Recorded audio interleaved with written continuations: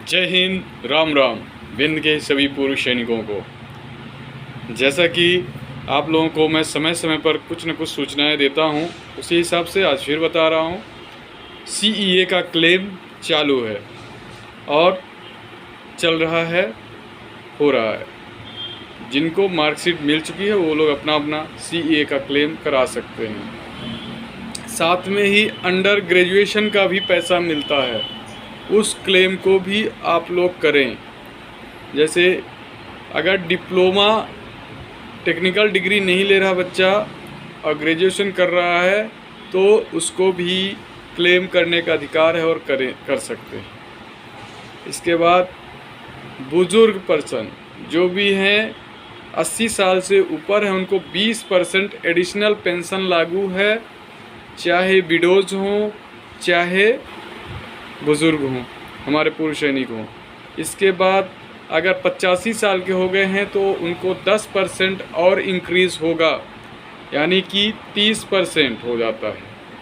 इसके बाद अगर वो 90 साल से ऊपर के हो गए हैं तो 50% पहुंच जाता है, फिर 20% इंक्रीज़ होता है। 85 साल से जो ऊपर हैं उनको 15,000 रुपये स्टेट गवर्नमेंट के द्वारा दिया जा रहा है, प्रोत्साहन राशि। इसका भी आप लोग गौर करें और लें। जिनको नहीं जानकारी है, जो भी इस संगठन से जुड़े हैं, उनका कर्तव्य बनता है कि ये सब चीज़ एक दूसरे को बताएं। साथ में अगर किसी भी एक्स सर्विसमैन की, दोस्तों बुज़ुर्गों में हाथ जोड़कर बोल रहा हूँ, मेरे बोलने के अगर तरीके में कुछ भी गलती होगी तो उसके लिए माफ़ करिएगा।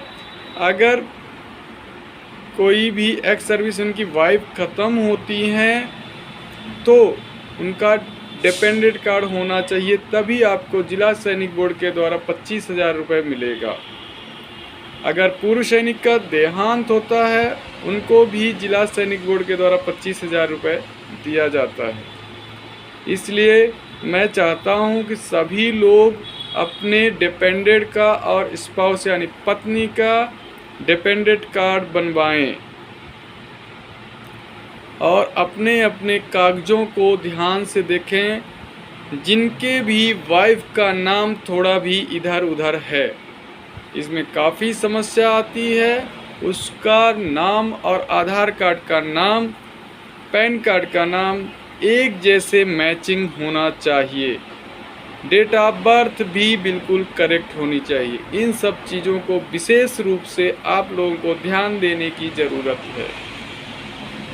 इसके बाद जो भी पूर्व सैनिक ऑर्डिनरी नायब सूबेदार तक अपने बच्चियों की शादी किए हैं या करने वाले हैं, वो लोग ध्यान देंगे। उनको 50,000 रुपये मिलता है तो अपना 50,000 रुपये लेने के लिए सारी का मैरिज सर्टिफिकेट बनवाना अनिवार्य है, वो भी डिजिटल मैरिज सर्टिफिकेट होना अनिवार्य है। साथ में जिनके बच्चे इस साल 12वीं कर लिए हैं और डिप्लोमा टेक्निकल डिग्री ले रहे हैं, वो सीए का क्लेम तो करेंगे ही करेंगे, पर साथ में नहीं भूलेंगे पीएमएस का जब आएगा मैं सूचित करूंगा। पीएमएस क्लेम भी लेना है, जिसमें बच्चियों को 36,000 रुपये, बच्चों को 30,000 रुपये मिलेगा। इन सब चीज़ों को आप लोगों को ध्यान देना है। और एक चीज़ और बता रहा हूँ, पहला डीएसपी जो अकाउंट है उसका पहला केस एक सर्विसमैन का क्लियर हो गया है, इसलिए आप लोग अपने अपने अकाउंट को डीएसपी अकाउंट ज़रूर करें, तो इससे भी परिवार मजबूत होता है।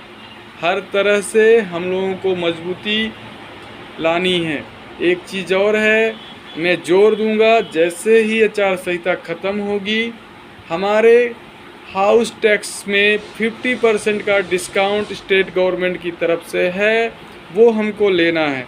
वो लड़ाई हमें लड़नी है, क्योंकि ये गोल मोल घुमा के हमको बोलते हैं दे दिया। ऑनलाइन हमको होना चाहिए, ऑनलाइन हमारे डिस्काउंट होने चाहिए। जब आपको ऑनलाइन आ जाएगा तो अगले साल से आपके इनके पास रोने की ज़रूरत नहीं पड़ेगी, आपको ऑलरेडी ऑनलाइन डिस्काउंट दिखाने लगेगा। इन सब चीज़ ये भी लड़ाई हमको जैसे ही आचारसंहिता ख़त्म होगी तो लड़ी जाएगी। साथ ही बहुत सारी समस्याएं हैं जिसके बारे में अभी नहीं बोल रहा हूं, लेकिन समय आने पर बोलूँगा। आप सबको उस समय एकत्रित होके होना पड़ेगा, क्योंकि बहुत सारे हमारे पूर्व सैनिक बहुत परेशान हैं अपने ज़मीनी विवाद, प्लाट के अतिक्रमण में तो दुख होता है। एक बहुत बुजुर्ग आते हैं मेरे पास, क्या बताएं उनकी दशा। 3 एकड़ की ज़मीन थी, उसको भी कब्जा कर लिया लोगों ने। ऐसे बहुत सारी चीज़ें हैं, बट हो गया। ज़्यादा कुछ नहीं बोलूँगा, वीडियो लंबी हो जाती है। जय हिंद, राम राम, विंध्य के सभी पूर्व सैनिकों को।